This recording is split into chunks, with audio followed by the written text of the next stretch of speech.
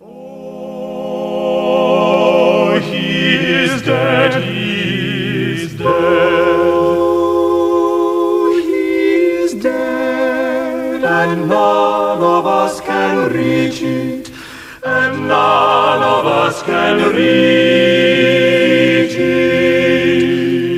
Bend you to us, sweet bird, thy shrill recall, and I, Elbin, and I adore us, for fault of better will serve in the chorus.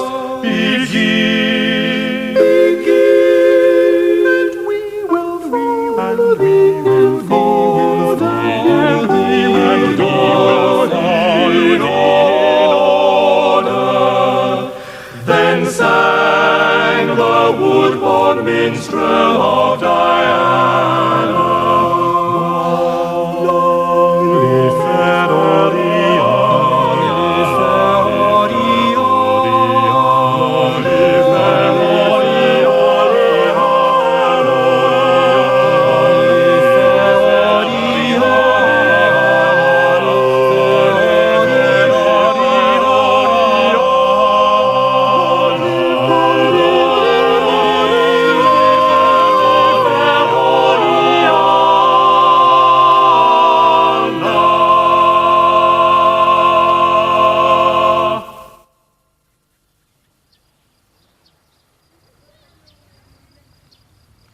Of the palaces owned by the Tudor monarchs, Hampton Court was King Henry's favourite, but Elizabeth preferred the palaces at Richmond, Greenwich and Nonsuch, all of which have sadly ceased to exist.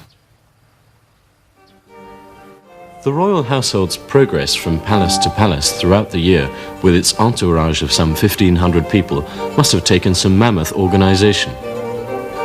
From the paintings of the time, it is easy to imagine that life at court for the high-born must have been idyllic. But even rank was no protection from the hardships of day-to-day living. With such a large number of people and the lack of proper sanitation, each stopping place became rapidly unhygienic, and then they had to move on. One reason, perhaps, why they liked to sing about nature so much.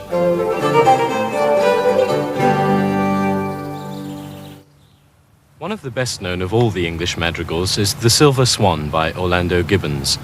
Like much of the music of the time, it could be presented in a variety of ways. This performance is for solo voice with a consort of viols. The beauty of its melody and the prevailing serenity of its harmonies are doubtless responsible for the popularity of this piece, but these elements do also tend to shield us from the biting sting in the tail, where Hatton's words end, "More geese than swans now live, more fools than wise."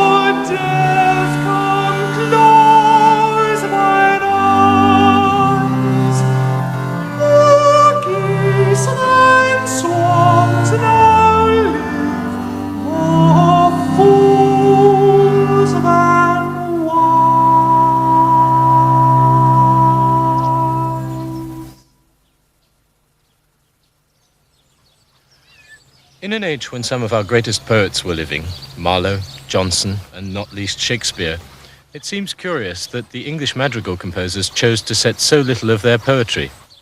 What seems to have appealed was a verse that was slight, light, witty, and preferably with some element of double entendre. Let's take Fair Phyllis I Saw Sitting All Alone by John Farmer. Here we have the typical pastoral scene with its shepherds and shepherdess, but there is something about the way the words are set that seems to add to their meaning. Sitting all alone, feeding a flock near to the mountainside. Feeding a flock near to the mountainside. A shepherd knew not whither she was gone. But knew not whither she was gone.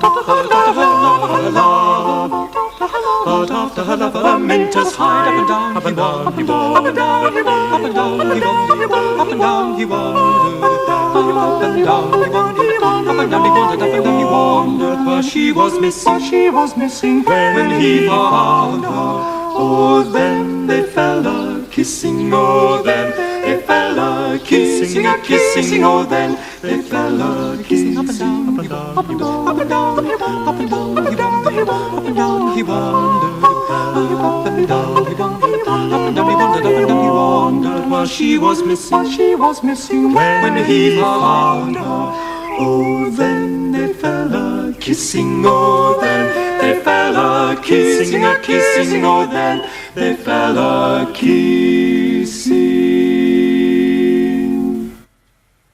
We'll stay a while in the countryside and in pastoral mood while we pay tribute to the greatest of all the English composers of the period, William Byrd.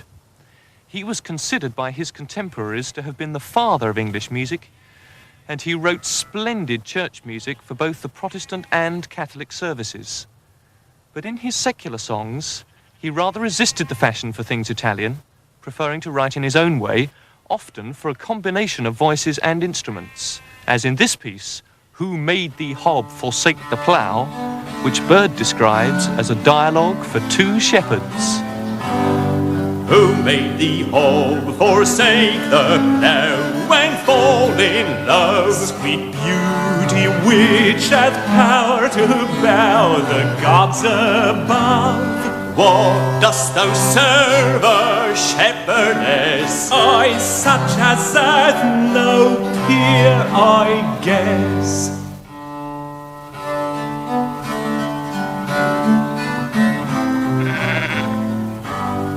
What is her name, who bears thy heart within her breast? Sylvana fair of thy desert, whom I love best. Oh, how I fear she looks too high, yet love I must, or else I die. Oh, how I fear she looks too high, yet love I must, or else I die, I die, or else I die, I die.